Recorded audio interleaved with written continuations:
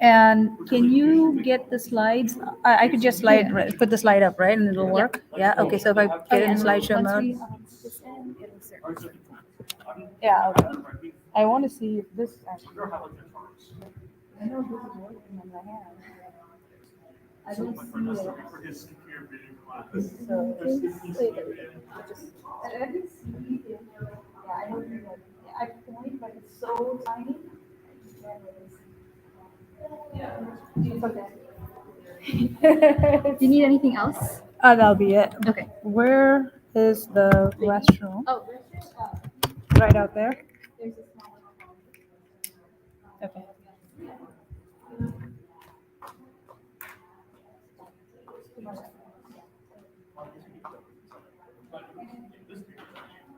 His idea is like you can superpose to just talk to each other, and like if you're close, you'll see one thing, but when you're far away, your eyes will like focus on different areas, and you'll see another. And so they use it on like human facial expressions. So like when you're close up, they'll look angry, but when you're far away, they'll look happy. So it's basically CV. No, this is CV. My friend has to do this for a future project. I'm enjoying this so far. Like first day class, bro, it's like our professor just assuming we know Fourier transforms. What? I'm like, yeah. Where do you know? You and me. No.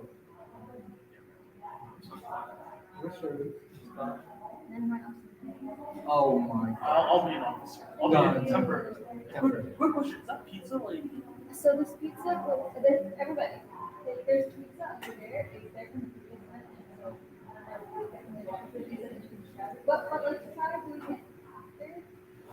Or like, just not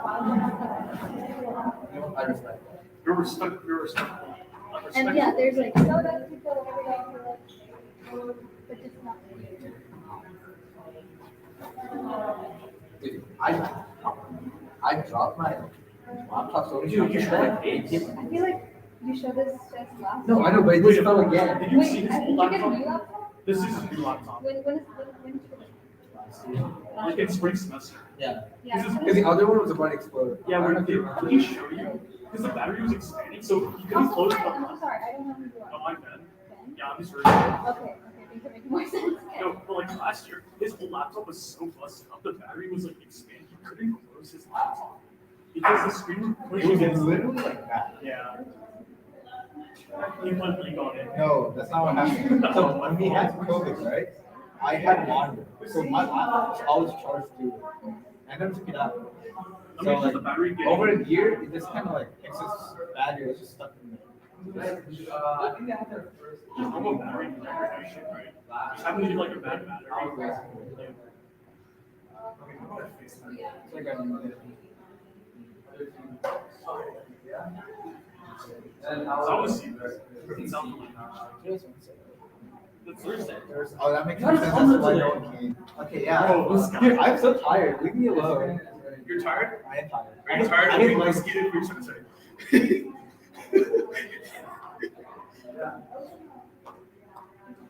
Hi. Hey, how are you, Vignesh? Good to see you.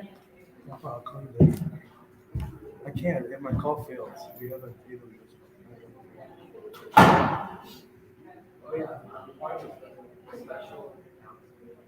Let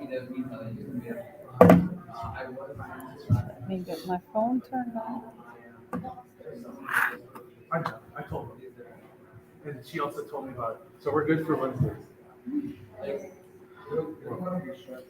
What about 120 more minutes? Oh, this is here, can you take a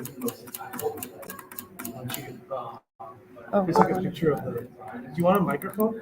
I think my voice should carry. Let's see if somebody says In case you don't There is one, like a handle. tiny URL YWD4WP99. YWD4WP.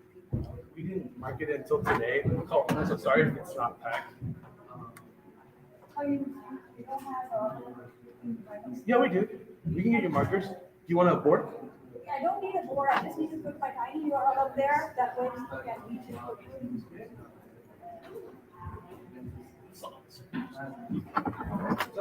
That's all I said. I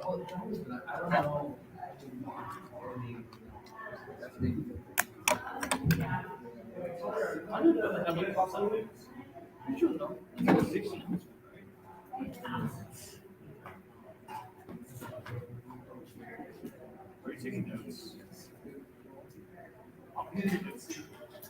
share we will are we getting tested? Is there a test?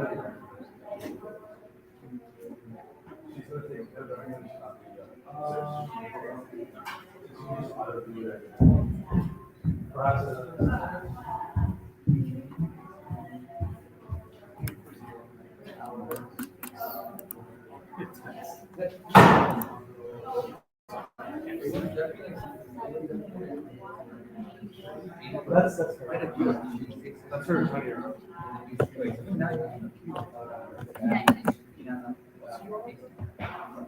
Oh, wow. That's not looking right. Why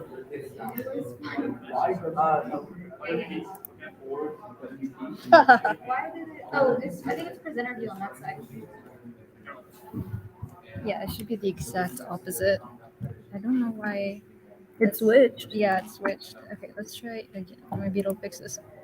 Well, we have to. We'll see. Yeah, there we go. That should have fixed it. Let's see. Uh, oh, that's so odd. Oh, do you need presenter view? I don't need presenter. view. Okay, then let's just see if we can present it without presenter view, and that's what it'll go there. Is there a way to do it without presenter view? Why are we asking about There we go. Some of the and I was like, factions? Let's see. Who's blue name? antis. Oh, is that the bots, the HUDs? It takes a while. There we go. That's Okay. good. And then if I switch out and get to my Chrome, it's going to come up, right? Yes, it just. Oh, there. Okay, good. Okay. All good. And then let me go And here. then just in case you need the mic, it's right here. Oh, if I need a mic, yeah. YWD 4WP. It should take like what, an hour? Yeah, about an hour. Yeah, we reserved the bots for seniors. Yeah, maybe hour 15 minutes, but it should be very close. Yeah. Okay. So is it like time? We could go ahead and get started. We can wait another 5 minutes. 5 minutes? Yeah. You tell me. I don't want to be. Like, and then, can we post this? No, on this. This is the AIS Instagram. Just post that. Let's take a picture of something Okay. and be like, oh, talk at Blackstone today. Give like a little, like, Dia, how good are you on Instagram? Can you make a boomerang with her? Just doing, huh? No, I have Instagram on my phone. Do you know how to make the boomerang? Yeah. I have the phone. Join this. Hey, can we all move up? Yeah, just like make sure to take the I could share with my followers. yes. I don't know. Yes, share with your followers. Bro. No, bro, it's And then Jack, are we in the recording on the phone? Or no? Okay, then it's fine. We got it on StreamYard too, so we'll post it on YouTube. This is like most cases, everybody knows it's on it, for all of us. I don't mean every week for nonprofit stuff. We are the nonprofit. Yeah, just a little motion to show. Just look here. Yeah, okay, yeah, sure, definitely, yes. I act like I'm talking something. Yeah, just like, Whatever you say, I don't know what to do. Yeah. We just have to wait for messages. You tell me when you start, I am here. Yeah, post it. Just say, come to Blackstone now.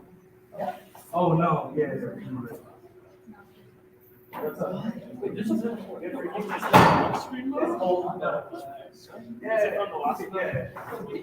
Oh, yeah, free pizza if you want. We can deliver it, but they let us keep it, but there's also water and drinks. That's surprising. Free food and you don't have a room full of people. What, a room? Free food and you don't have a room full of people, that's very surprising. We When didn't I offer was in free college, free food was a religion. Yeah, we did that at the kickoff. We had 200 people, and last time we had 400 during fall. So you said like, okay. If we give free food, we'll get 100, 200 people. People, But we want okay. people interested in the topic. They won't be interested in that. Exactly. And So a lot you of haven't people- advertised the free food is what you're saying? Oh, okay. Yes. The free food just came confirmed today. Oh, okay, you don't generally We have. generally don't. Oh, okay. I was like, how do you have free food? It's not like. Well, we don't want it like that. The reason being is because we'll easily get 100, 200. Yeah, but they won't be interested. Yeah. That's why we booked this room. Got it. We couldn't get the original room that we intended, where most people will just walk by. Yeah. So I have like kids asking, "Oh, where's this building? Come to Blackstone next to Taco Bell." We can. I'll probably start. We'll start at 10 minutes after. Yeah, I'm just. I want more people to not miss out. Sure. Sorry, this is my 5th espresso shot. Huh? I just got like 5 espresso shots and I'm pouring it over ice. Yeah, that's good for you.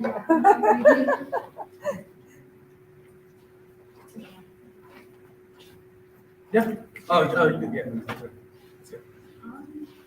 That's what I want. Yeah, perfect. Yeah. I thought you were gonna put next to Taco Bell, but yeah, good job.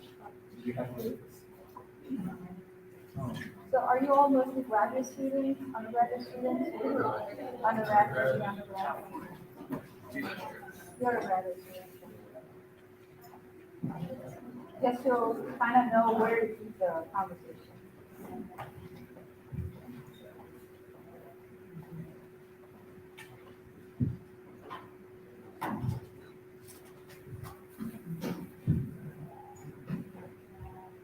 Mostly all CS or other majors? Yes, mostly, okay. Okay, somewhat related, yeah. Okay, that's gonna be a little different, but that's the challenge here, you know, with machine learning democratized, if I can get a neuroscience major to walk through this and feel excited, I think I would concentrate. We're talking about this. You know how to just talk, okay, that's fine. Kelvin? Yes. Do you want a clip on mic just so that people in the back People can hear, yeah, okay, sure. There you go. So I did guess you want I'm- this mic or the clip on one? This one's just like more hands. Yeah, I think I should, yeah, this is better because I would be moving back and forth between the. And then- That's the thing, right? That's like really must do their job. Also, it's like very just. Yeah, that's fine. Put it here, maybe, that works, okay.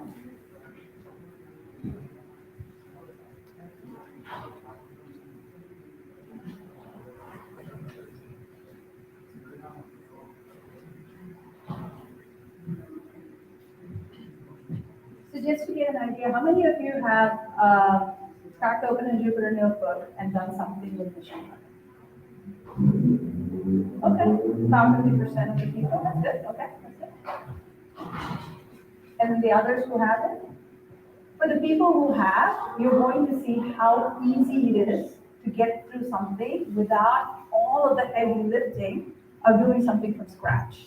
And for the people who have not, you know, done a full machine learning project through a notebook, you will see, hey, you too can be a new scientist.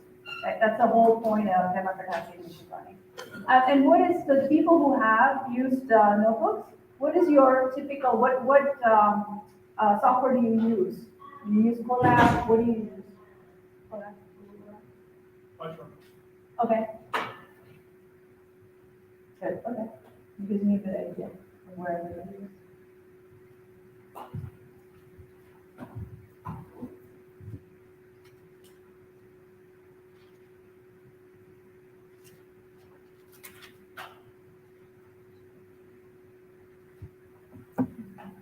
Yeah, do you have a question? Will the tool we learned today be able to generate a notebook after you? Yes, if you do I'm going to get you through the quick build, but if you did the standard build, which is also part of the tool, then you can export it to other platforms and do what you need to do. Typically, we would say go from Canvas to Studio Notebook, which is very similar to your other notebooks that you use. Okay, well, I think we're 10 in, so can we go ahead and get started, or should we wait another minute? Vignesh said 10 minutes. Appreciate, do you want me to get started? Yeah. We can start? Okay. Okay, everybody. In the way of introduction, I'm Kalpana Mahesh. I lead all of AIML, go-to-market for AWS. And the way we are structured, we have different specialties within AWS. You have compute, you have analytics, you have database, and then AIML is a specialty within AWS. And I had AIML go-to-market. Okay, so it's a pleasure to be speaking in front of you. So for the people who are uninitiated into machine learning, this is sort of like the 4 stages of data science, you know. People think, oh, that looks interesting, and then can't be that bad. How bad can it be? They get in, and it's like, ends with, help me, help me, help me, I'm in trouble, okay?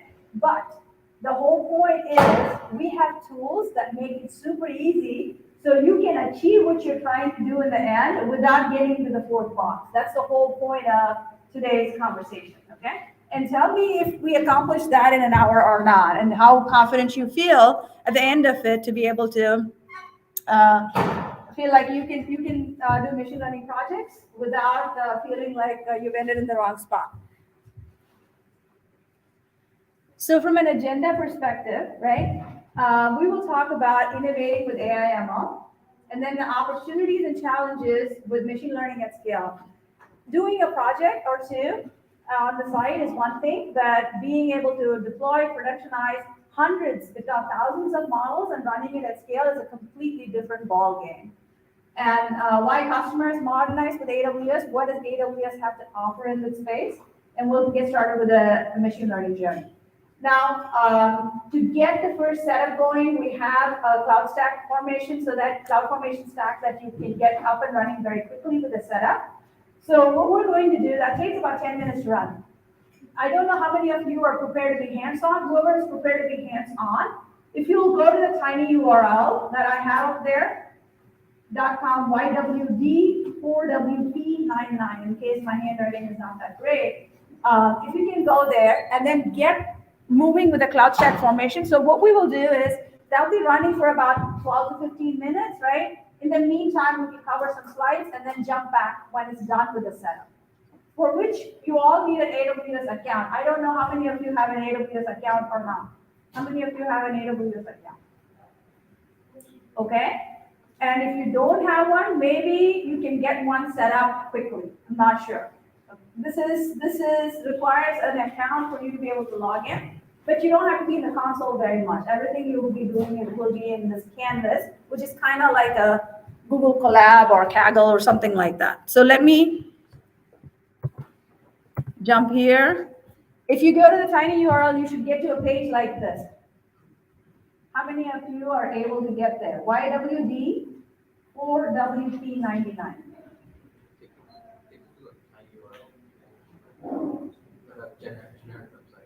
Oh, you don't get to this? Yeah, probably that's what was happening. Oh, it's a P. Yeah, it's a P. Yeah, sorry. Was anybody successful in getting to this tutorial page? Yeah, okay, one person. Okay, that's a P. Good, okay. And then once you get there, go ahead and sign into the console, like the AWS console if you have an account.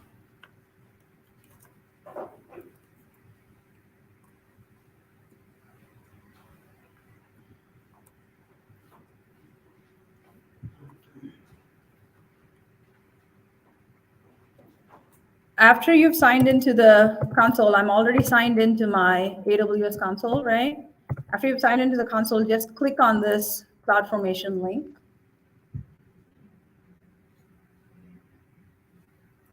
And it should bring you to this CloudFormation, SageMaker, Lambda catalog stack. And you just need to go ahead and create stack at that point. So all I did is I was in the tutorial page. I clicked on this stack link. I was logged into the console and I'll be able to create stack. I'll give everybody a few minutes.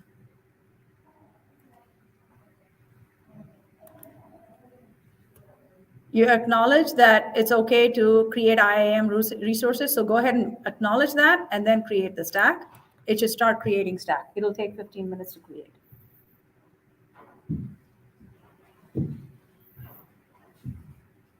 Who's trying to follow along and needs help? Okay.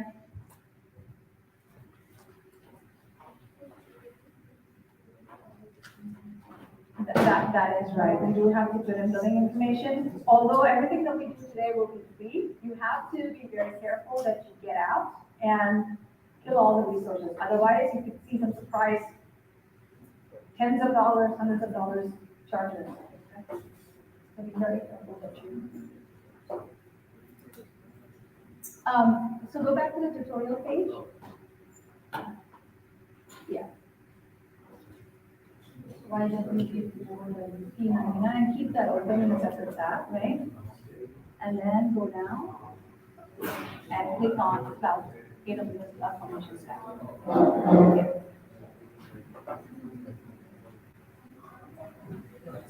Okay, go down and then acknowledge that and create stack and start creating.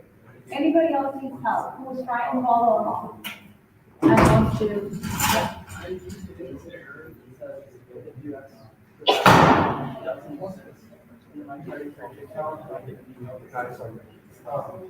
Okay, go back to that. So the difference is, I think, the root user versus the IAM user. You don't know all the no, that, okay, yeah, to try it. This one I've always not used. Yeah, I've got a lot. For me.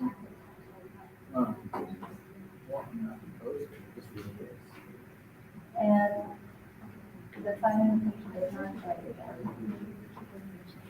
So did you at some point create an account, maybe get out and? Okay, this probably is trying to get some kind of resolution or something like that. Yeah, that might work, yes. You know, like my son, he has, I don't know, I think 15 email accounts. I don't know what he's doing. He always worries me. What are you doing with these 15 email accounts? Are you able to explain what cloud formation is? Well, if I go into every one of them, we will not finish in an hour. So cloud formation overall in one sentence is a stack that does a lot of the setup for you. So if you want to automate a bunch of steps that you would do manually, you would simply create a cloud formation stack. That's what you do. Okay? So it's a simple setup, all the security stuff, everything is getting set up in the background so that it'll allow you to proceed with the lab and you focus on the lab and not on, oh, do I have my VPC set up? Do I have my security set up? Do I have this set up, domain set up, and so on. So it's just a speed design. Yeah, go ahead. Is it for like all CI/CD or is it particular for machine learning? Oh, it's for everything. Anything on AWS you can automate through formation, class formation. It's not specific to the lab. Okay, so is everybody who wants to follow along sort of at least started the cloud formation template? Yeah, okay, yeah. On the console, Yeah. just create a new account. Like, where do I go after? I know you opened up stacks. Yeah, so did you go to that tiny URL? Yeah.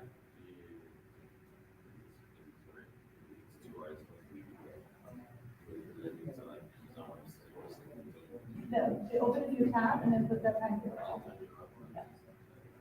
Yeah. And then once you get there, I'll show you. So once you get to the tutorial page, go down, scroll down, find this CloudFormation stack link, open it in a new tab, and then acknowledge creating a new user and go ahead and create the stack.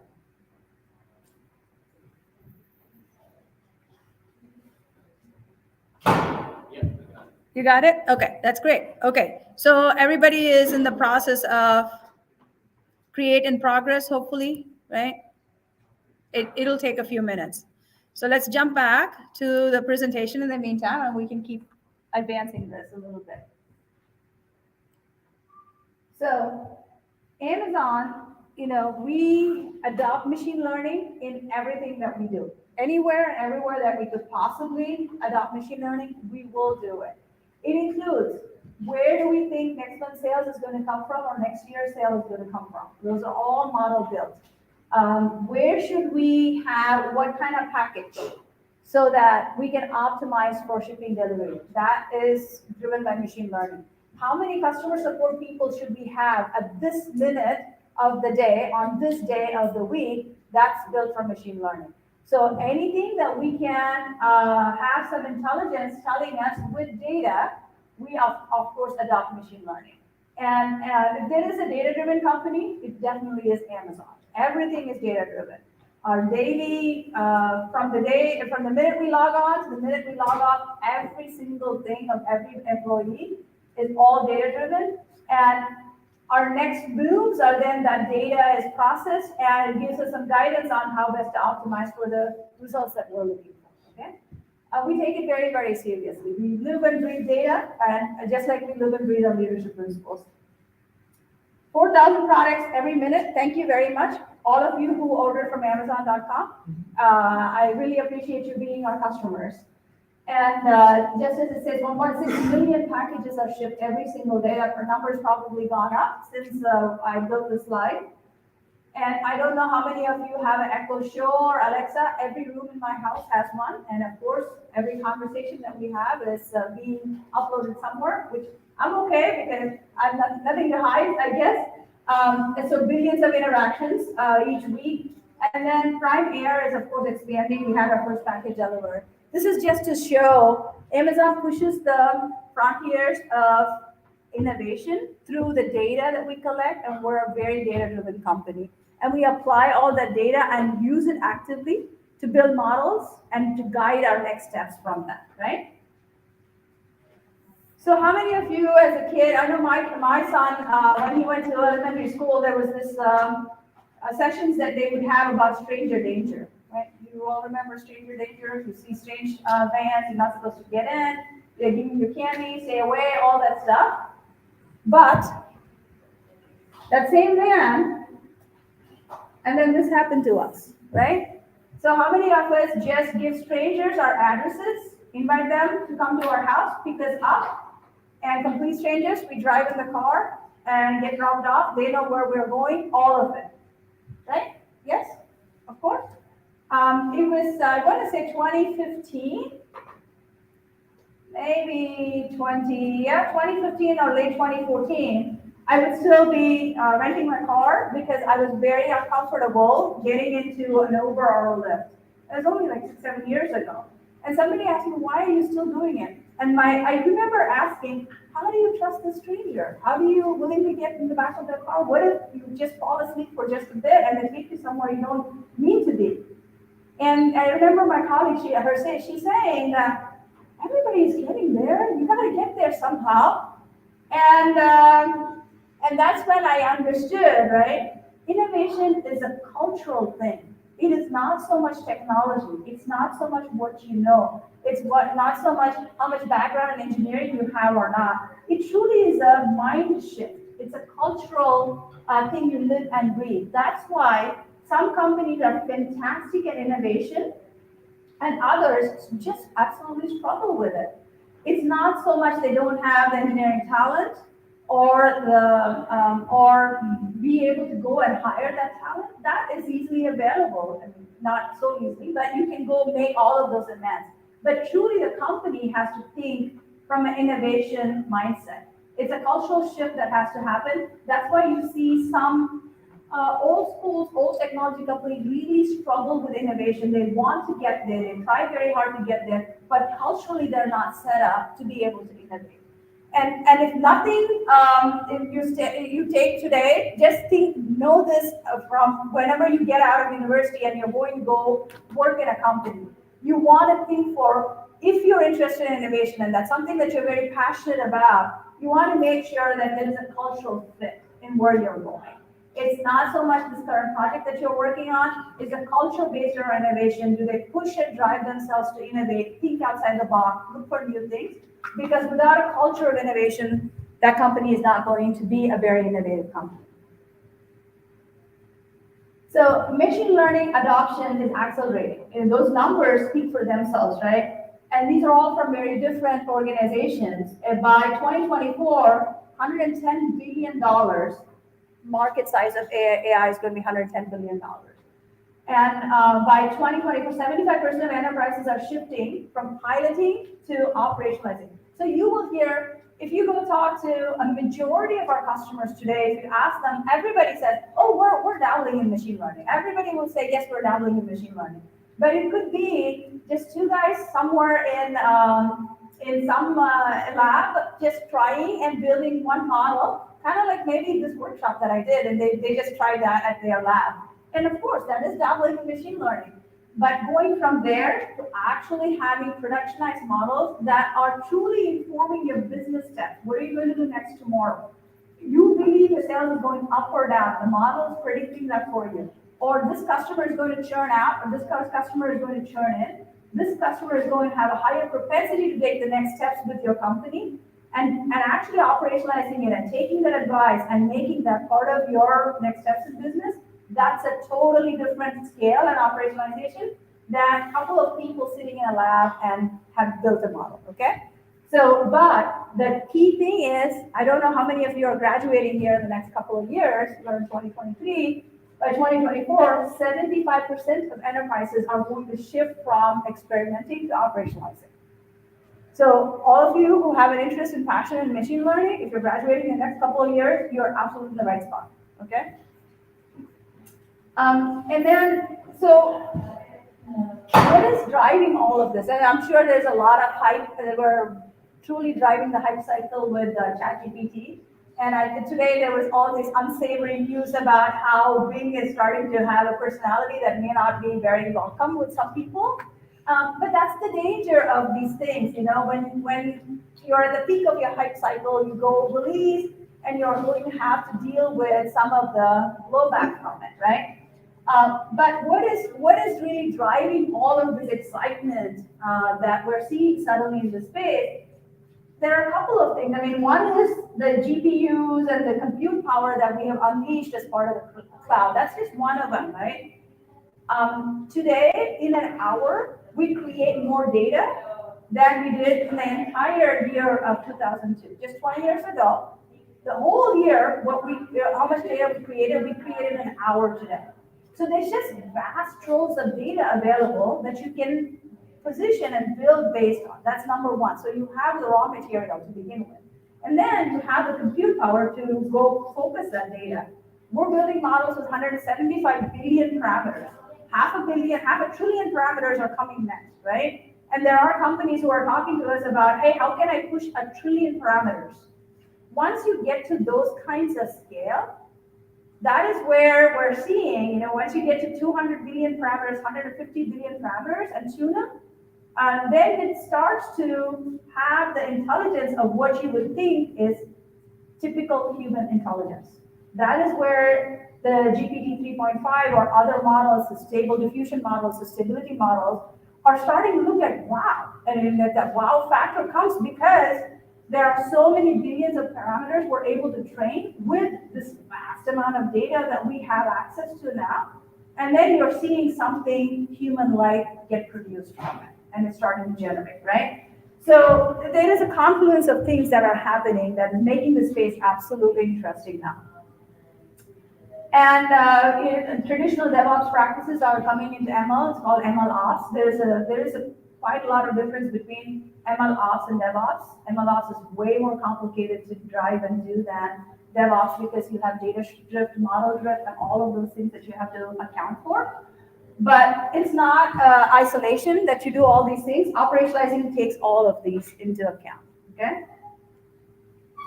So how do you get to the scale, operation at scale, machine learning at scale? How do you get there? Culture matters, like I said. You know, at the beginning of my presentation, innovation is culture. Getting an ML mindset is all about culture.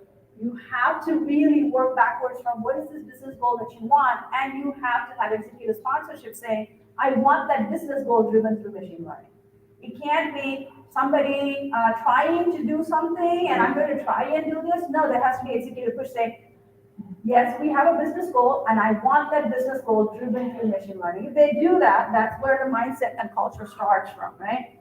And then of course you develop your machine learning skills, then we can get to the data platforms. All that is technology, no problem. We will get it done. But the first two are absolutely essential. Most people skip these things and then go here. After 6 months, they feel like my project's not taking off. I'm really not, getting to where I want to go. That's because you've ignored these two. And without these two, and that needs to be the foundation of your ML operation in your business, and if you don't do that, you really are not going to succeed with the rest of it. Okay, so spend a lot of time in the first two boxes. And I know you're not running companies, but when you go join the company, you want to make sure they have this figured out. If they're just a manager trying to hire you here, and that manager or whoever is working in isolation, they truly don't have this sponsorship here, you're probably going to leave in 6 months. Trust me, you'll be frustrated and you'll be like, this is not going anywhere. I'm wasting my time. So from a student perspective, I would just use these filters on assessing where you're going, okay? Oh, sorry. And then choosing the right project, because every project has only limited amount of resources. You'll only be given money for some amount of time, and then they'll want to see results. So you want to pick somewhat challenging, but also something that can produce results fast. And then you can build on it, but don't take the hardest problem that you have no clue how to approach and then keep at it for 2 years with no results coming out. Somebody somewhere is going to say, I'm wasting my time. Either get rid of the team or get rid of the project altogether, right? That's going to happen. And once you have some initial success you can build on, then you can scale from it. That's the whole point. So you want to get the mindset, get the team, and then work on projects that stick, have some results that's meaningful for the business, and then you can move from there. Okay, coming to AWS. So AWS has the broadest and deepest stack when it comes to machine learning. And I say it not lightly, truly that is the case. We start from AI services, okay? So there are specialized services. Over there should be Code Whisperer. Code Whisperer is the equivalent of ChatGPT's Codex. So if anyone here has gone in and tried to say, write me the code for a chatbot, and ChatGPT is giving you that code, that's the equivalent of Code Whisperer. Code Whisperer does exactly the same thing. Or if you've gone to GitHub and had Copilot work for you, it's exactly the same thing. So we have these specialized AI services that are there specifically for a thing. For example, Amazon Personalize is exactly the tool we use when you go to Amazon.com and then you're buying something and it tells you, well, if you buy this, you may be interested in that, right? And it's personalizing what it shows you is based on the Amazon Personalized service. And that's exactly the service we use. So there are all these specialized services. And then we have some core services, but these are all, we have a chatbot that's Lex. You can use Lex and create chatbots very easily. But then if you want to ground up build models, not black box, use black box models, then you will get into SageMaker, which is what we're going to use today. It's Canvas, and that's the no code option. You can progress from the no code option and get to low code options in Studio, or you can just do everything in Kubernetes containers, write the code, take it, and pretty much do all the heavy lifting yourself, and still get the benefits of operationalizing easily with the rest of SageMaker features. Or you can just go bare metal, start from the infrastructure, and go from there as well, okay? I'm going to skip through here, see how we're doing on this CloudFormation. How many of you have gotten to the point of stack is complete? One person's got stack complete, mine is still running. Anybody else? Stack is complete or creation is in progress? It's in progress? Progress, okay, yeah, okay. Just refresh and make sure, so 2 more minutes, hopefully it'll complete here. I'm gonna skip this slide. So over here, right, we're not only SageMaker and Black Box AI services company, we of course, we have semiconductor as well. Amazon is in everything, if you haven't heard, and we build semi-chips. And we have specialized chips specifically for AI ML through our Graviton CPU and Inferentia chips. Okay, so we have the specific CPU that we built, and they go into Inferentia chips, and that gives you a huge amount of training power, and deep learning power, okay? So we have a wide variety of bare metal hardware that is very differentiated, and you can run your workloads on those as well. Okay, so I've gotten through all the slides, at which point it needs to, let's see. Now it's time to get hands-on, and all the great things I said about in the slide, we are going to try and use it. That's the whole point of it. So give me a second here. Okay, while we're waiting for it to complete the stack here, any questions or comments? Yeah, go ahead. I had a question more, I guess in general, for like the part where it's like getting your team trained for machine learning. As like a student, I guess I'm curious to see what your thoughts were on like whether students should go into grad school or like try to apply for these roles, like if they should apply to graduate school, what specific degrees there are, because when I was doing research, there were sides that focus more on like the statistical elements and sides that focus more on the implementation side. So I wasn't sure which one was like more quote unquote like valuable or more of like what people were looking for, since it seemed like one was more theory and one was more practical. Yeah, so it kind of depends on where your interest lies, right? There is this pure data science track that some people are very attracted to, and it is very much theoretical, you know. If you love Bayesian transforms or working through a lot of probability statistics and math, and that's just something you're very, very passionate about, you should probably follow the data science track.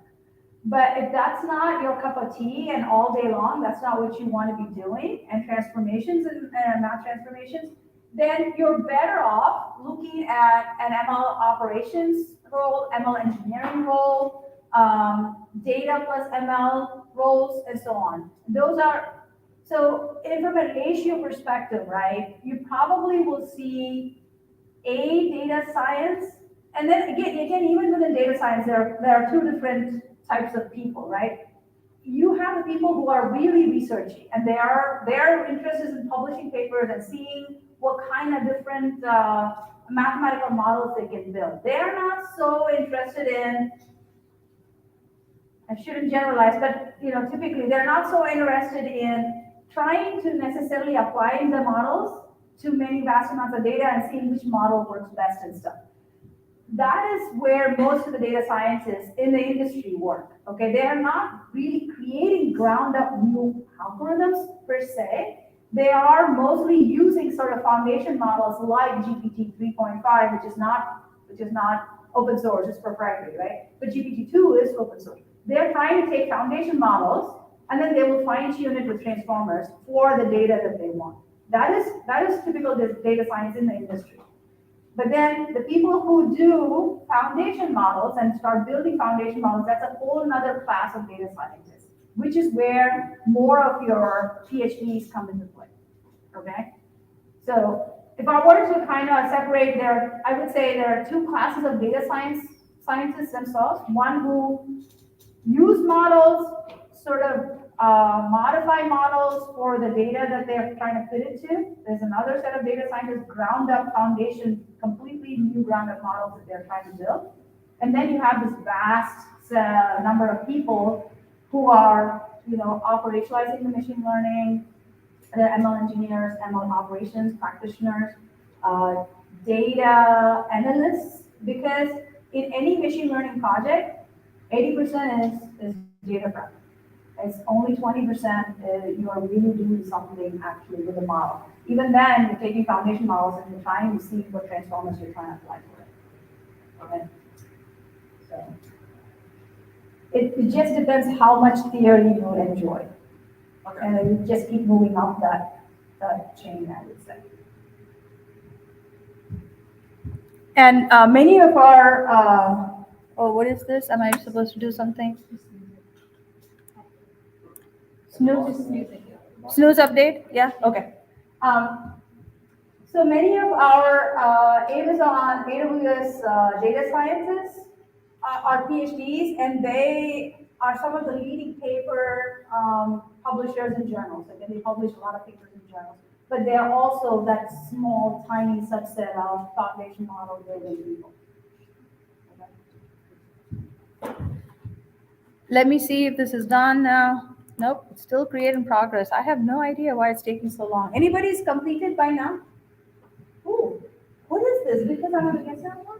I'm just like crazy, man. I'm so surprised. I'm really surprised. Okay, if it doesn't go in another 2 minutes, if it's not done, then we will kind of keep going, okay? I know what's going on, so I'll be able to still guide you even if I don't have it up on my computer. Any other questions anybody has? Yes, go ahead. I have a question, but have you met Jeff Bezos? Yes, I have actually met Jeff Bezos. I joined AWS pre-COVID, and I managed to attend one of the all-hands session, which Jeff was back then the CEO, right? And he wasn't just on the board, like Andy Jassy didn't take over at that time. So yes, I have met Jeff Bezos, but he has no clue who I am. And he's not very, physically he's not very impressive, but boy, when he starts talking, right? I mean, I don't mean it like that. I mean, it's not like, he's not a massive person, okay? So you could miss him easily in the crowd. That's what I mean. You'd be walking past him and you'd miss him completely. But boy, when he starts talking, it is absolutely arresting. He has some of the best ideas and he's very persuasive. You can tell that he's put a lot of thought into what's coming out of his mouth. It's a different experience to hear him talk. How's Andy Jassy? Huh? How's Andy Jassy? Andy Jassy is also very good. Simple. He's also very good. So what do you do for GTM? Like you consult companies or? So GTM means go to market, right? I'm responsible for the revenue that AIML is supposed to bring in for AWS. Can you state any clients? Huh? Can you state any clients that you work with? Actually, I had a slide of all the public references that we have. I forget where that is. It's in my laptop. But, all the major players are definitely our customers, and we have public references with many of them. So yes, I could say. It's created. Oh, that's great. Oh, for you, not for me. I thought, wow, without refresh, how did it show up? Oh, no, it doesn't refresh itself. It doesn't. Hey, so create complete. What is this? Some of them are created, some of them not. I think as you scroll down, it's gonna say creation in progress. Yeah, I see that. Yes. Yeah, okay. Okay, so anybody else is create in progress? Only you? I have some company. Misery loves company. Is still there. Okay, what do you guys want to do? Keep going, right? And get through the canvas? I don't think there are any more questions. Oh, I guess I had a really small, but we can wait till after. Okay, I can answer that and then we can move forward. I was Okay. curious if there were like specific roles you can apply to, or like, because I know AWS is like a large org, and at least from an intern perspective, it just seems like you're assigned to random teams. And so I'm not sure for full time, is it like that, or can you apply for specific teams within AWS? You have to know the role that you're applying belongs to which team. And it's kind of hard from just the outside external job description to kind of have an understanding. As an intern, probably not. You just get into a general pool and you get assigned that. But for a full-time job, you really are applying for a role. You're not applying into a general pool by any means. You are applying for a role. You kind of have to, from the job description, know or work with a recruiter to help understand where exactly does this role sit in the organization? What does this role really do? Okay, thank you. Yeah, that's the best way to do it. Okay, so this is taking forever, so I will jump to the tutorial. It's very well laid out, so it shouldn't be a difficult thing. So everybody should have finished completion of stack, whoever's been there. Then go to your console, right? Your AWS console, and then type SageMaker Canvas. It's really as simple as that. Kind of like, so I will show you how to do that. You go to your AWS console.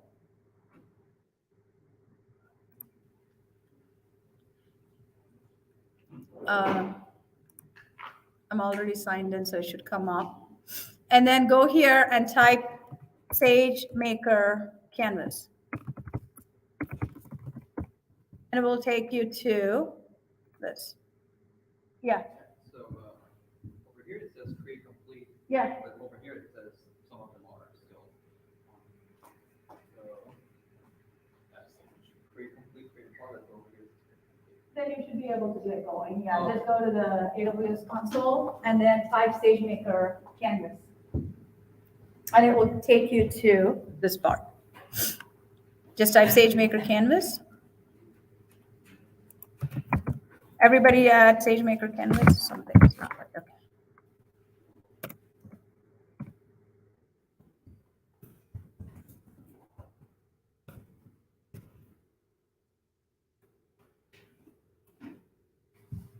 Okay, that's how you get to SageMaker Canvas. So it should take you to something like this. Everybody there? Good, okay. Since mine is still, make sure you're in US East. It should have put you in US East 1. Are you in US East 1? Yes? Anybody not in US East 1? Okay, that's good. And then you should be able to see something that says launch SageMaker Canvas. Are you able to do that? So you click on Canvas.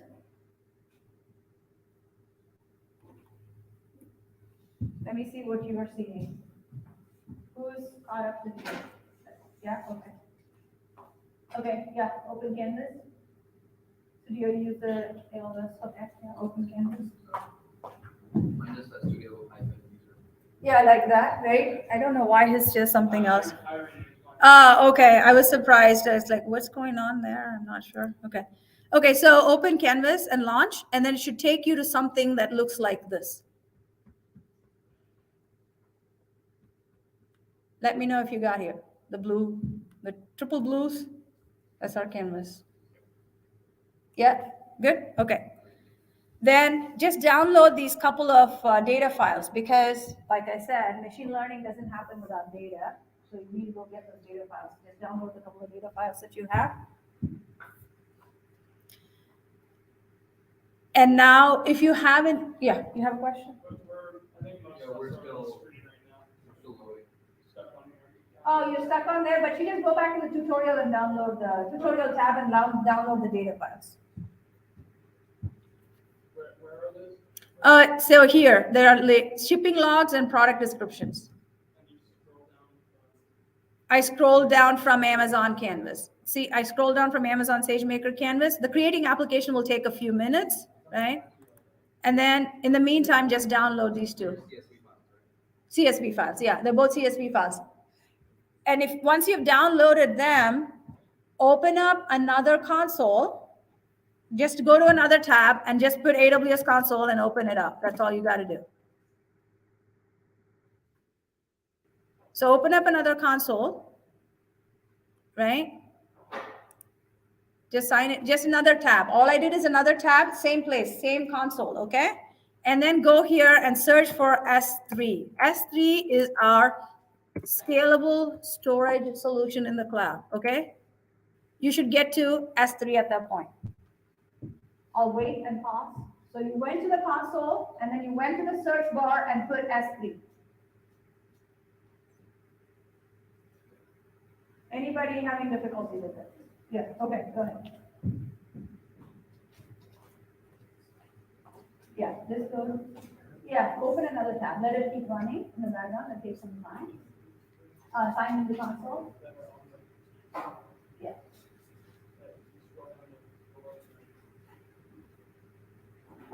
Yeah, and then go here and search for S3. Oh, yeah, so yeah, go and download the files from the tutorial. Yeah, the tutorial tab, sure. Yeah, go down. Yeah, go down. Yes, those two files. Yeah, download those two files.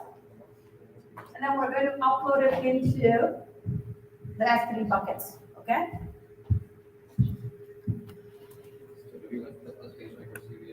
Yeah, under SageMaker. So when you go to the S3 and you see buckets, you will see something called SageMaker Studio. Mine doesn't show it because my setup's still not complete, I think.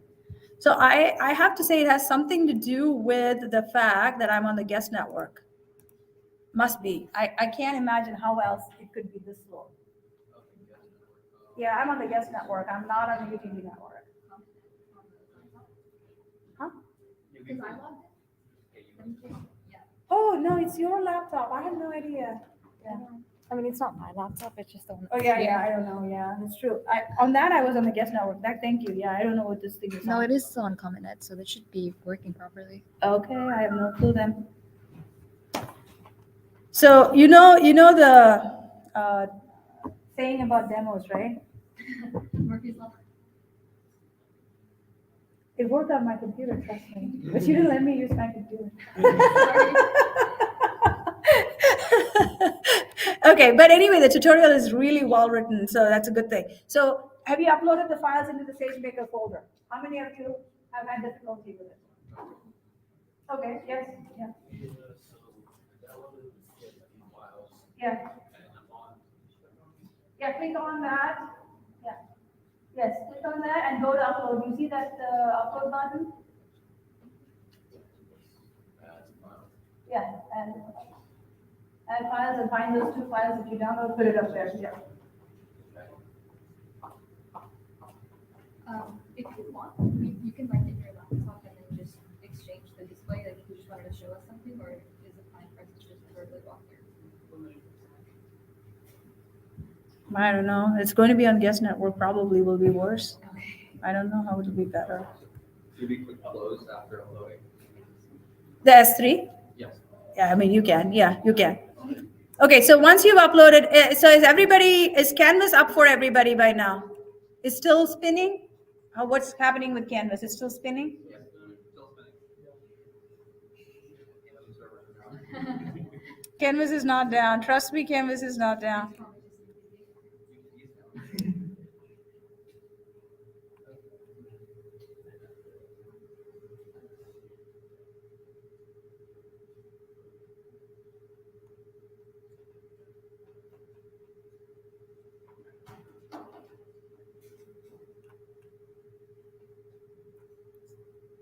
So next step, we need to get into Canvas. For anyone, Canvas is up and running by now? One person. Oh, see, it does work. There, that's It evidence. just takes like. It takes a while. I tell you, it's not work. I got through the entire lab today. Just wanted to check everything is okay in under like 35 minutes at home. Of course, my kids were not home. They were not streaming Netflix or doing anything like that. It's a good thing they go to school. But I guess you have a lot of friends here overloading the network. I don't know what they're watching. 35,000 people. Yeah, 35,000 people all on Netflix.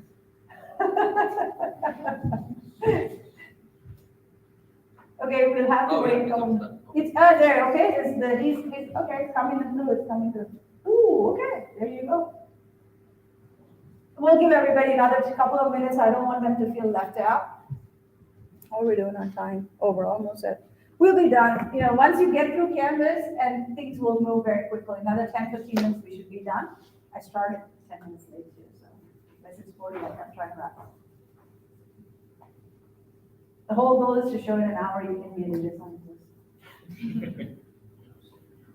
That's what democratization is about. It should be that easy. Wait another couple of years, and you'll just be able to say something, and we'll all do the work for you. That's coming. That's what Neuralink is after. Yeah, that's what it's after. I simply don't want to be on a network where everybody's thoughts are connected. That can be super horrible, I think. I really don't want to think what others are thinking. I don't want to know what others are thinking. Trust me, I absolutely don't want to know what others are thinking. It seems such a dystopian society at that point. But you never know, If you ask my kids, they probably say, "What's wrong? I happily get linked onto the system." Okay.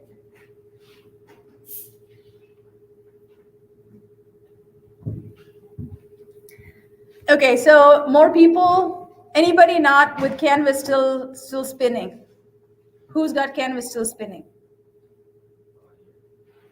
Everybody, it's up and running? Awesome. Okay, let's keep going then. Okay, so inside of Canvas, you will get to, man, I wish I could blow this up and show you. So you will have data sets. Do you have a data sets on the left side? You have something that says data sets, right? So click on data sets and then go ahead go to your S3 buckets and import. So you have it on the data sets. You should be on data sets. Click on import, and then you should be able to get to your S3 bucket where you uploaded the files and then import it. Yeah. Go ahead. In the data sets? Yeah, you click on import. Oh, those are all samples. Yeah. Oh, yeah, samples. samples. So just click on import so that you can get to the files that you uploaded. Gotcha. So go in data sets, click on import, and get to the S3 bucket and get the couple of files that you put there.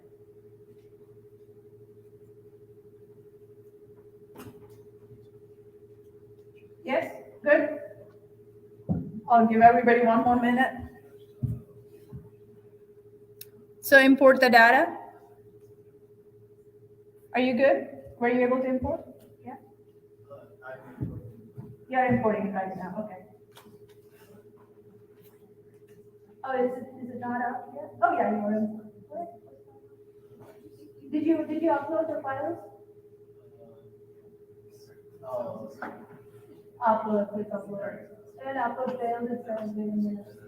So close the file we upload. Yeah, that right upload files now. Pick up the 2 add files.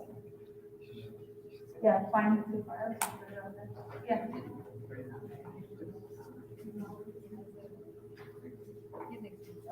Where exactly did you upload your files? Do you know?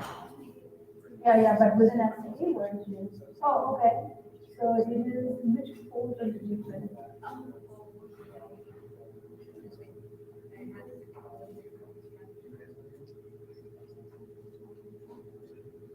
In Hawaii? Yeah, that one, yeah. So, and then you find the 2 files, yeah. Thank you. So he's been following along on what you're doing, that's good. We need helpers like that to get a class moving, okay? Okay, so import data, everybody good with importing data? Anybody still kind of not caught up with importing data? Okay, so you have your data in. Next, you have to join the data, okay? So there are two files, 2 CSV files, and they're joined on product ID. The way you join is you go here and click on join data. Let me see if I can make this bigger. That alone will help, I think. You can move around and that may be better. Let's see. So you've imported the data. Click on join data. Can you click on join data? And then once you click on join data, click on that join icon that's between the 2 files. Just click on the join icon. Make sure it's an inner join. It's I mean, for people who have had a database class, you will know what an inner join is. But if you don't, that's still okay, no problem. Click on it, make sure inner join, and then save and close it. Okay, so you have 2 files. They should be joined on product ID.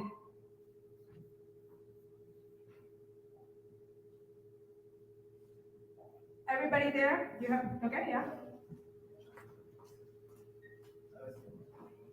Yeah. Yeah, okay, so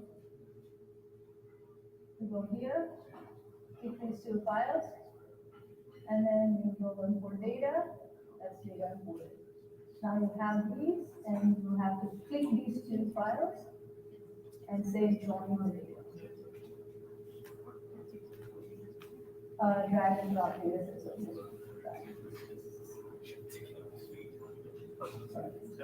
Just drag those 2 things, and then you can just inner join on product data. Okay, there you are. You're caught up. Anybody else having difficulty with joining data? Yeah, so the data set name, I'll tell you what it is. It's coming up. That way everybody's synced up, and then I'll understand when I come and see your screen what I'm talking about. Otherwise, it gets harder for me to keep you caught up. So consolidated shipping data, that's what you're doing. So now you're building a data set with the 2 data sets joined. It's called consolidated data shipping. If you can name it consolidated data shipping and then import the data, that way you now have a single data set with the 2 files that we put up there, okay? Now we have the data set all done. We're going to train. This is the interesting part. We're going to forecast. So what you have in the data. So just to give you a little bit of understanding of what the data is, we're trying to predict how long it will take for a package to get shipped. And it has some information on package size, weight, bulk, whatever, which destination is going to, that's what's in the data set. And then expected shipping information is also there, okay? So we are going to go to models. You see on the left-hand side, there will be something called models. We finished up the data set, now we're getting into training. So models, can you get into models? Everybody good with models? And then you have to create a new model, give it a name, shipping forecast. So you're now trying to predict how long a package will take to ship to a certain destination. This is a forecasting model that you're trying to do. Okay, so put shipping forecast and create the model. Okay, everybody good? Anybody having difficulty with this? Put your hand up. Okay. So you can, this is where you're going to select the model, build the model, analyze the results of the model, and then you can generate predictions, okay? So it will need a data set for the model. You pick consolidated shipping data and select that data set. Remember the join file that we did, consolidated shipping data? You give it that file and then select that as a data set for the model that you picked, okay? Everybody good? Anybody having difficulty? Put your hands up. Anybody having difficulty? Yeah. Okay. Yeah. Yeah. Oh, no, you just import the data and it'll come at the end. Yeah, now this is where you get it. Yes.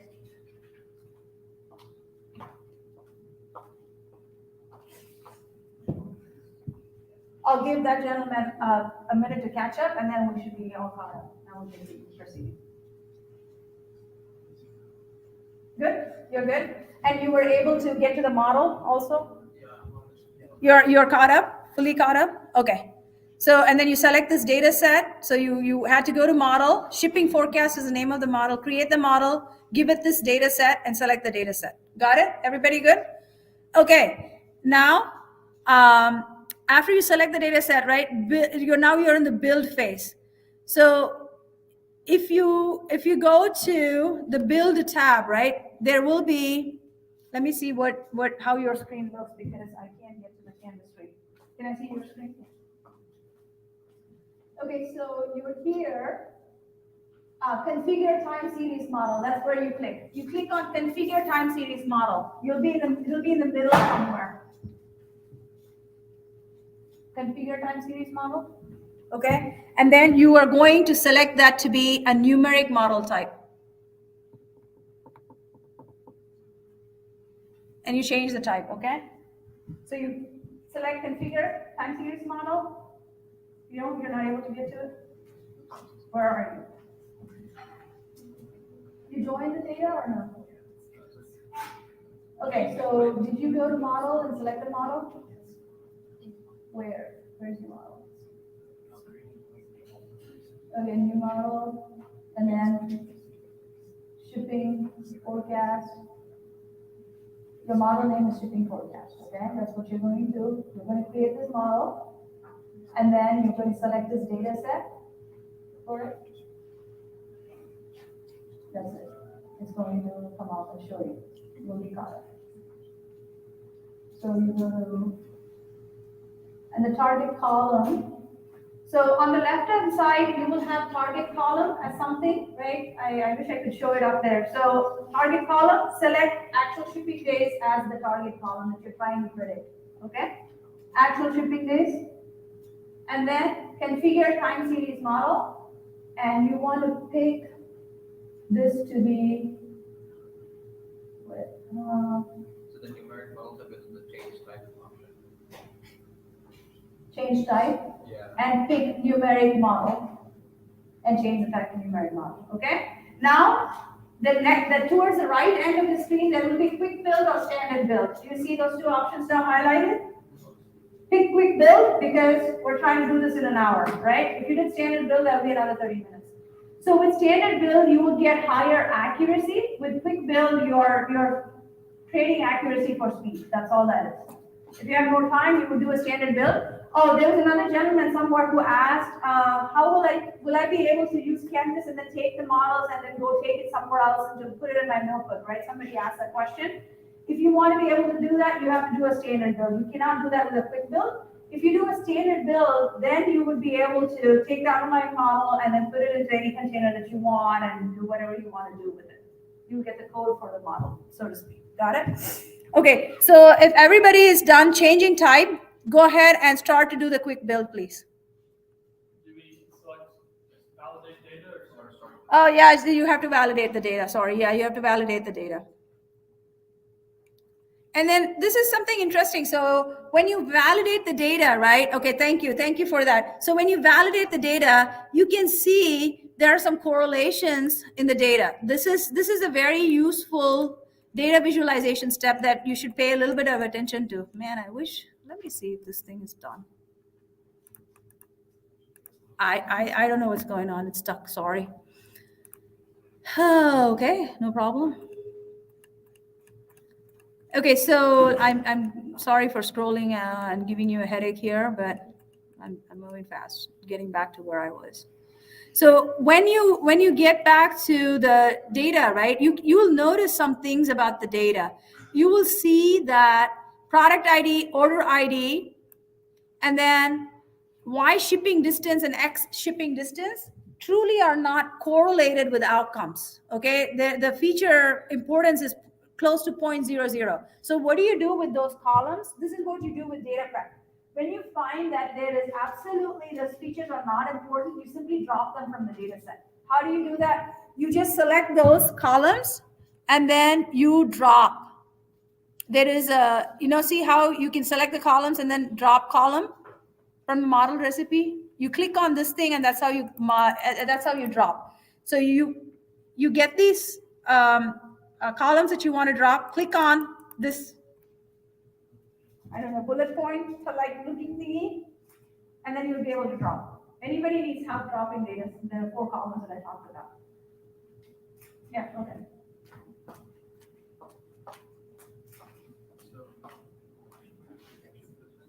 And then you click on this thing, your model recipe, and then drop.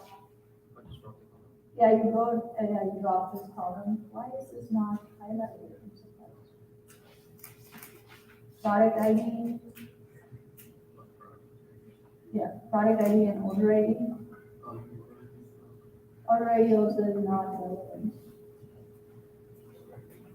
Order ID, and then when you click on this thing, is there something more? I think you already dropped the columns because you show drop columns. So originally everything was selected. Everything was selected, okay. And so I removed them and just put when you I showed. Yeah, the X shipping, Y shipping, and then already processed now. Let's see, data visualizer. Drop columns. Are those columns still there? Okay, yeah, I can drag them and drop them here. No? Yeah. Yeah, okay, let's see if that works. That's not gonna help me. Let's get back to the column view.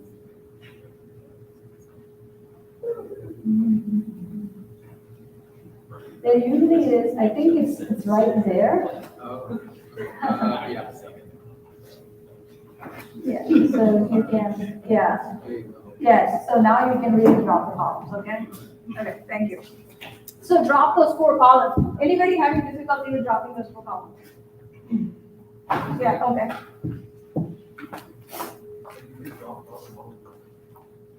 Sorry, what? Yeah, so you pick this and then select this model recipe. Did you change numeric? Okay, you did get numeric predictions and stuff.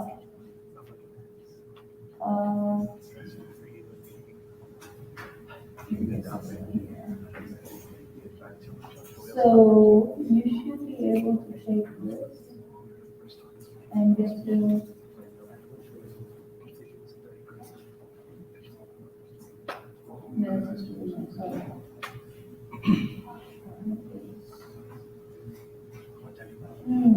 Why don't you have quick build on? That's the other thing I'm not understanding. Oh, that's why it's not, yeah, because, yeah. You already clicked quick build. That's why you're now in prediction. So your past model is dropping the column. Is everybody okay dropping the columns? We're almost there. Yeah, good. Okay, so once you've dropped the columns, this is to give you some visualization of the data. You know, as a visual, you can look for bias in data, outliers in data, make sure that, you know, you're not going to, I mean, responsible AI is a serious business, and you want to make sure you don't have data bias in your model, okay? And then click on quick build. That's all you do. Once you drop the column, simply click on quick build, and pretty much in a minute or two, it will be done building your model, okay?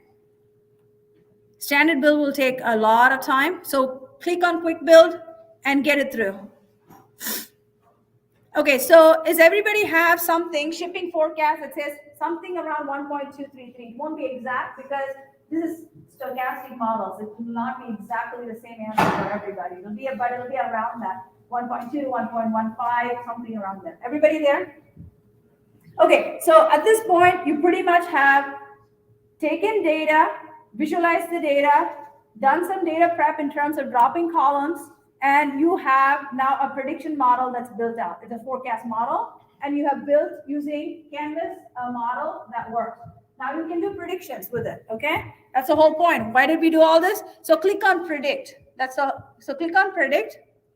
If you click on predict, we'll skip all this. So I can come back and show you error data and stuff. But when you click on predict, it should give you something that looks like this. Not the batch, but when you click on predict, it'll give you a table where you can adjust many things. Do you see that?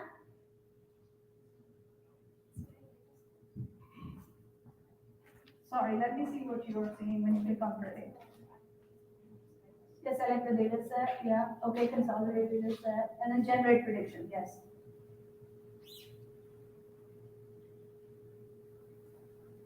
So you have batch prediction or single prediction. So let it run through. Your batch prediction should come back very quickly now, and then I can show you what single prediction does, and that will help you visualize what's going on.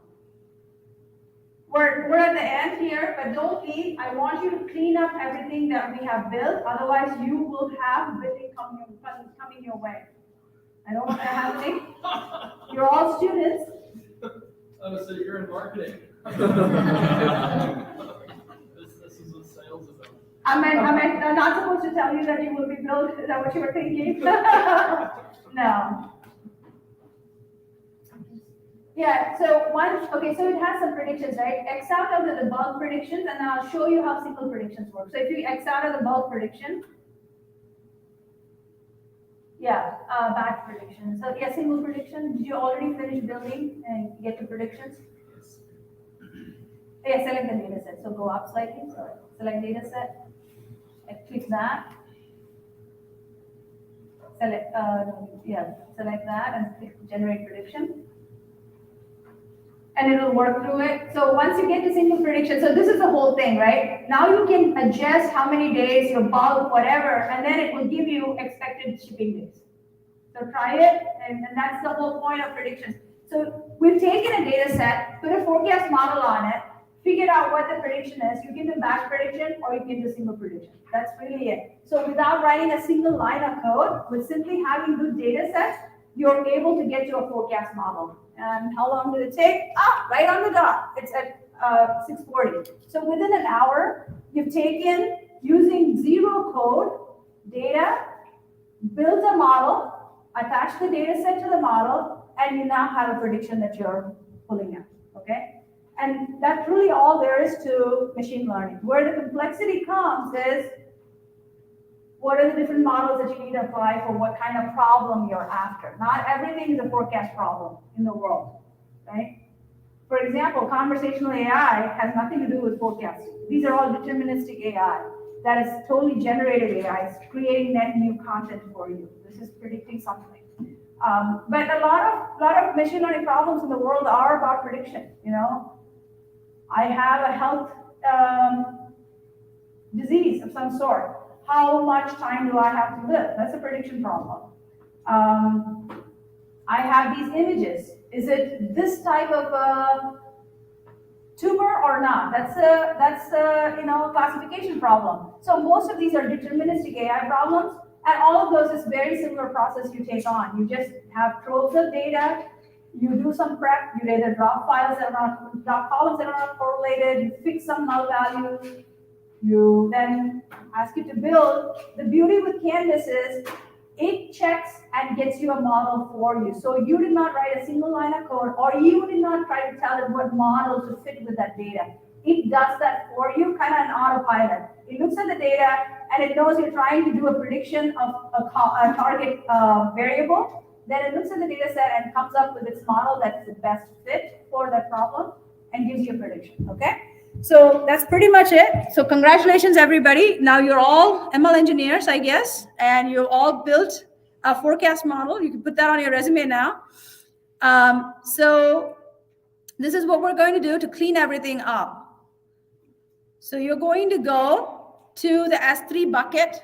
You know how you went to console and did S3? So go to the console, put S3 on there, and go and delete the data that you have.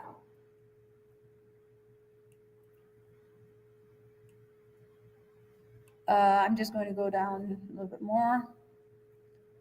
Yeah, so here, pick all of these buckets in that SageMaker bucket, select everything, and then click delete. That's number one. First, we're going to get rid of all the storage. Everybody successful in deleting their buckets?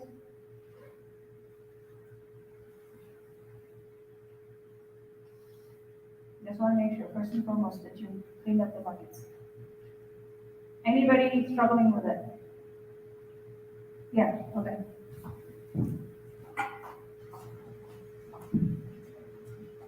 You have to type permanently delete.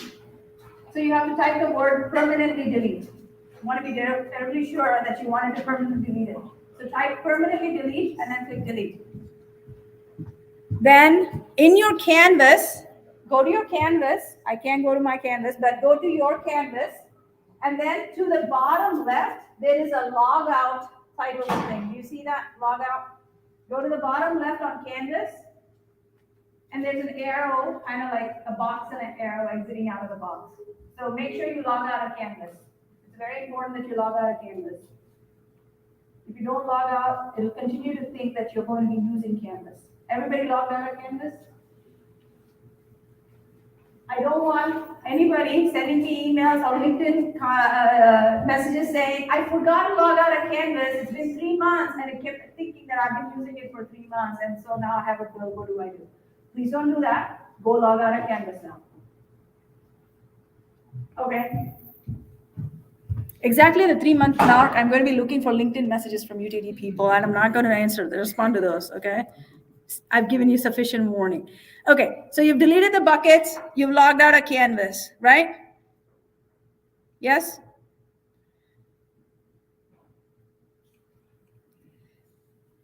Then what you need to do, so you want to delete the app as well. So the way you do that is you go to on the console, you go to SageMaker Studio console. So how do you do that?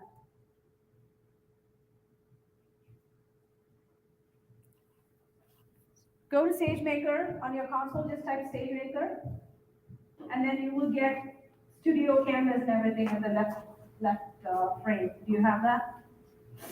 Go type on your console, just type SageMaker. Yeah, right there on the search bar side, type SageMaker. Yeah, click on that.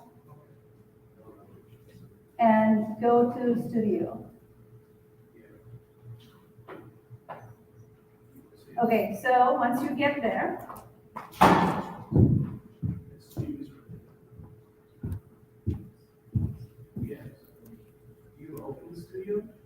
so yeah, you open the Studio, select Studio User for each app listed under Apps, and then choose Delete App. Are you able to get to that? Let me see what you all see on the screen. Yeah, open Studio.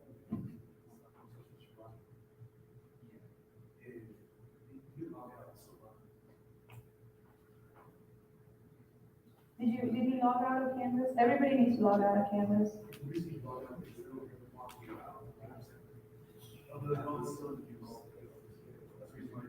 Yeah, Jupyter Labs is where you go to. It's not giving you users.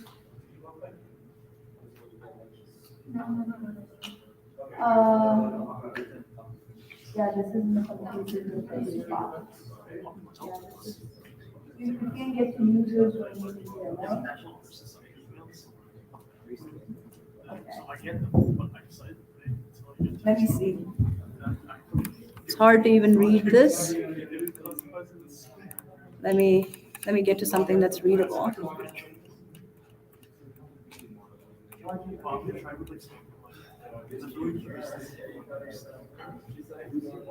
So are you able to get to something called control panel?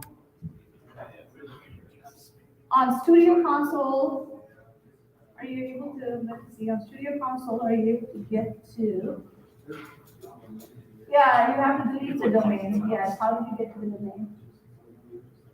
In the domains, okay, yeah. So click on domains there, yeah, delete, but you're not able to delete it, right? You can only edit it.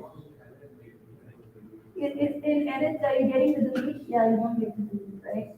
That's, yeah, it has a user profile, that's why it's not deleting. So that's why I'm trying to get to the user and delete the user first. Build, training. No, those are all different spots. Not, go to governance.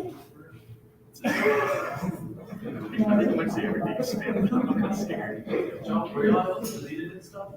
Sorry, what? I think we're on the last step. How'd you get to the user details stuff? Wait, I haven't been able to delete one stage. I deleted the buckets and I deleted my cloud. Getting started, okay, wait a minute, launch stage, browse, create a role, you can see what are all the roles that are there on the roadmap. Is this role for the employee, right? Explore, maybe we can do the IAM and see if we can do like IAM there.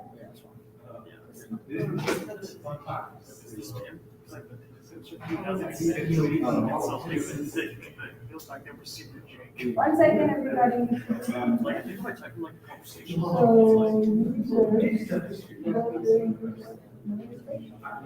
Oh, go to the roles then. Yeah, so.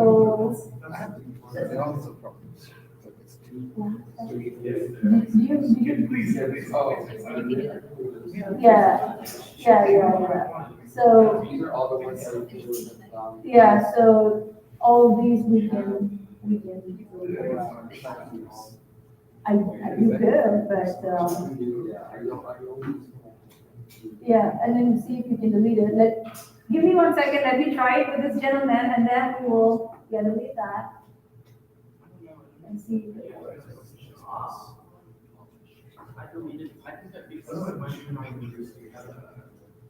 Okay, and then this also, right, these two also, yeah, delete those also.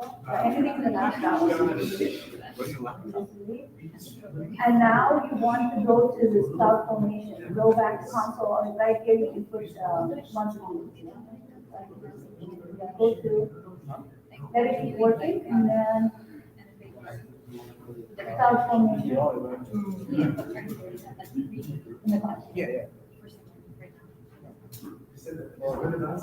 Yes. Okay, jump back to IAM, make sure that it's deleted the users.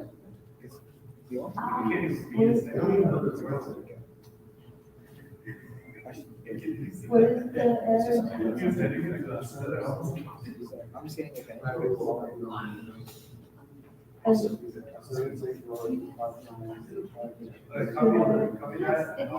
But if we said delete the domain, right? So go to cloud formation and then see if you delete the stack.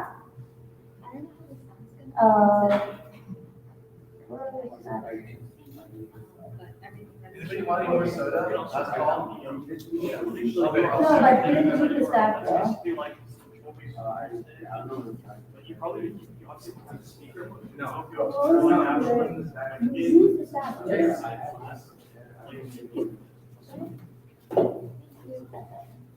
It doesn't think worse, but see, when you said it doesn't think it's really old. So it's kind of right. There's one right here.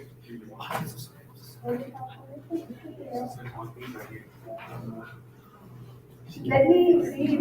Okay, so if you go to CloudFormation, do you see your stacks up there? Most wholesome conversation you've had. Go to, Getting the finger. go in the console, go to CloudFormation, and make sure your stack shows up.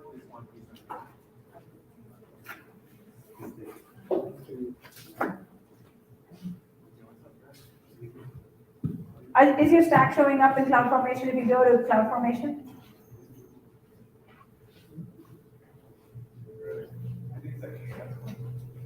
Yes. Now it's there? Okay, then delete the stack. Yeah, that's what you need to do. Select it and delete the stack. You have to type CloudFormation up there.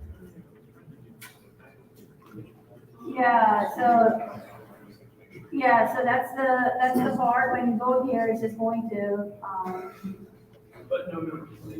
you're not able to get to that specific spot. So that's why go to CloudFormation and then try to delete the stack from there. Yeah, good.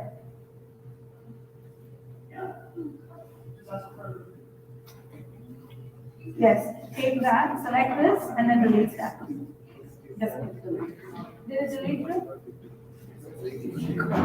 Deletion initiated, okay. Sorry, man. No, I took it last year. It's second to last. It's working through. Anybody completed deletion? Do you have initiated? Okay. In progress, okay.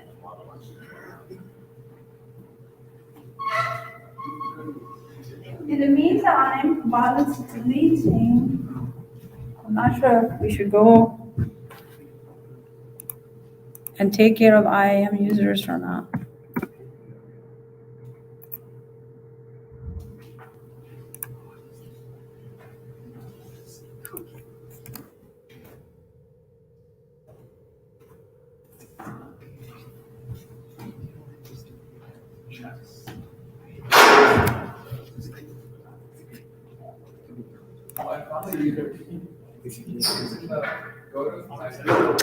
My account won't have it because I didn't enter it, right? I never managed to create it.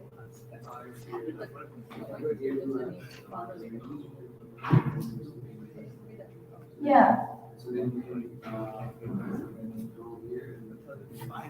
Oh, okay, so that's a good one. So the studio step, oh, this is a good one. So let's see, I wish I had my domains. So open up another tab, go to AWS console. Can you plug your computer in up here because mine never really created even, so. I'm still sitting here, I guarantee you, it'll say create in progress. I don't know what happened here. So let's plug in your computer so everybody can see. Yeah.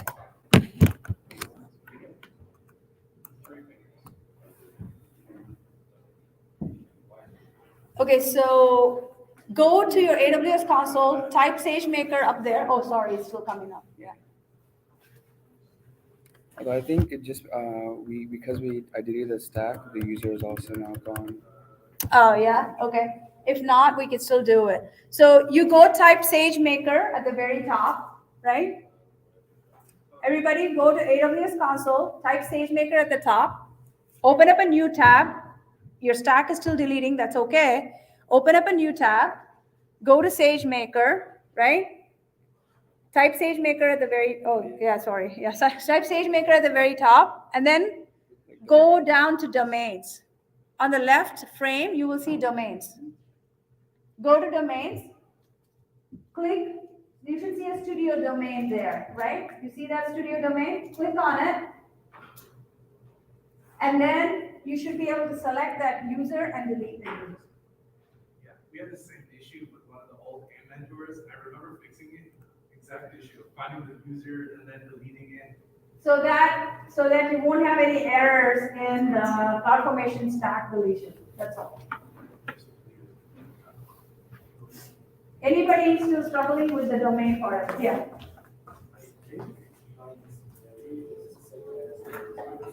Yeah, click on domain. Oh, you're done? Okay, good. Yeah, I didn't think so. Okay, that's good. And your stack, CloudFormation deletion is complete, it's still working through it? Okay.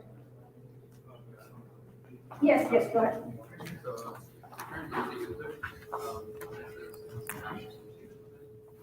You need a turn your laptop. Go, how did you get to this? So, domain, Somewhere here, right? and then studio user. Yeah. I see like one on top, but I think actually this is. No, this actually connecting nothing. Okay, that'll be that.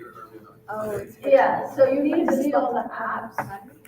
Oh, you know what, it is gonna. Did you press the mouse? Yeah, that's my laptop. Okay. This It one's has fine. charge here. Yeah, go ahead. Yeah, so you do that. Yes, delete the app. Oh, and then delete that, okay. And then-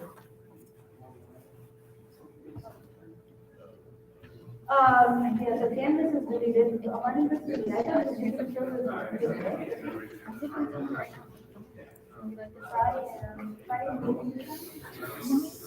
Oh, it's being deleted, yeah. And so I could edit and then delete the user as well? Yes, so when it's deleted, yeah. Yeah.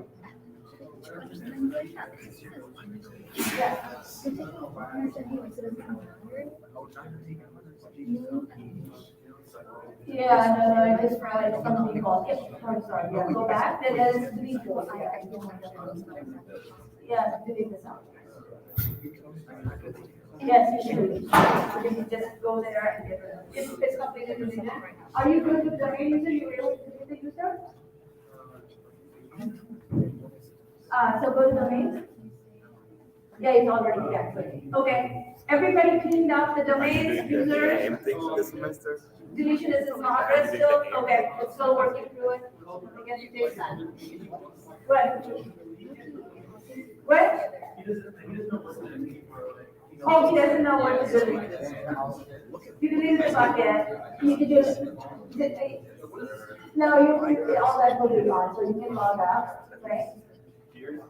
So you logged out, fine, go to the main. Select it, yes, go to the main. User, and then delete all the apps that are associated with it, yeah, delete app, yes, delete app. And then you go to delete. Once you delete all the user, and then we go to CloudFormation. This one is just Go down, default, yes, user server, delete all that.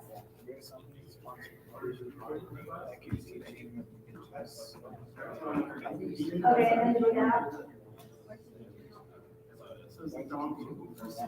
But I get a certificate. It's all kind of working. And then you can go to CloudFormation and then try to.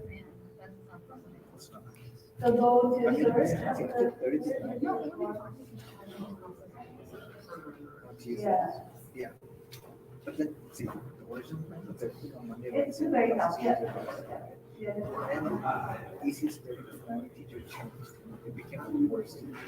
Yeah, just say assignment.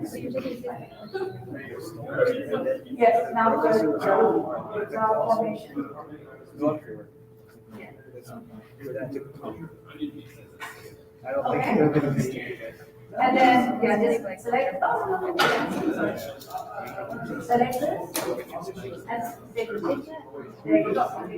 And we'll start working. Okay, anybody, stack deletion is complete? Nobody? You got stack deletion? Oh, yeah, go to the main. Oh my God, this is so crazy. Okay, select, domain studio domain. Go down. Studio user, click on studio user. And then delete app. Yeah, delete. Yeah,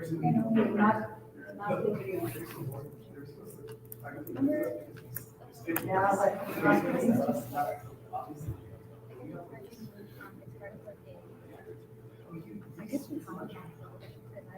I just realized. What did you have to do? Go down? Yeah, but go to action. Oh, no, not, okay, that's deleted already. So there's only one that you need to delete. Did you log off Canvas? You did, okay. Just to delete, would you have to delete? I just saw it delete from. And so from that. Are you looking? And maybe just put my. So that 16 to 32 pages. No. Log back into Canvas?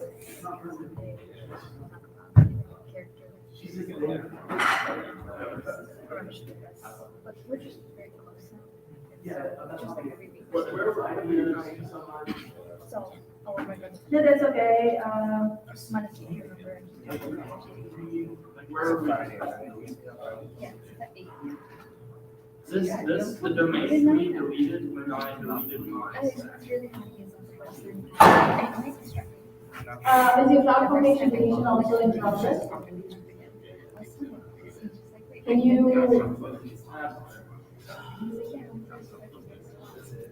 Cloud.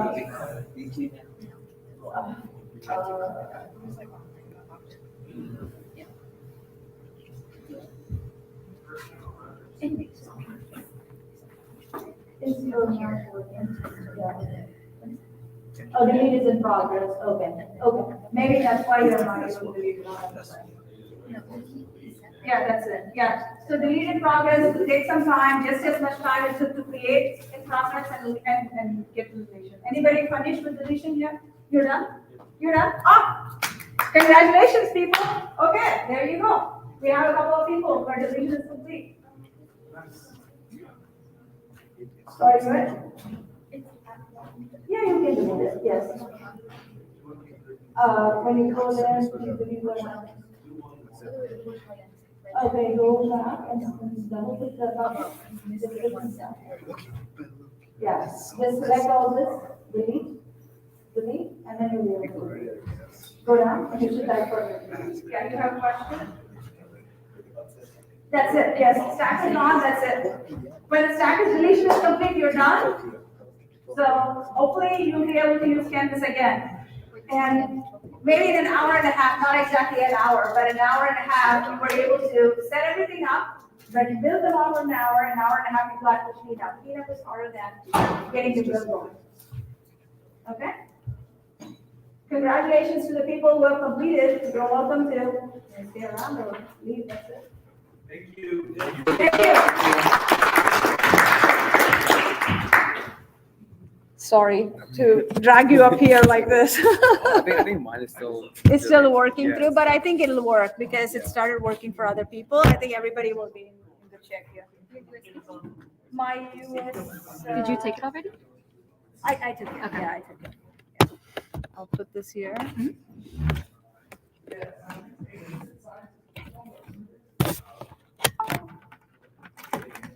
Congratulations, everybody. Nice talking to you.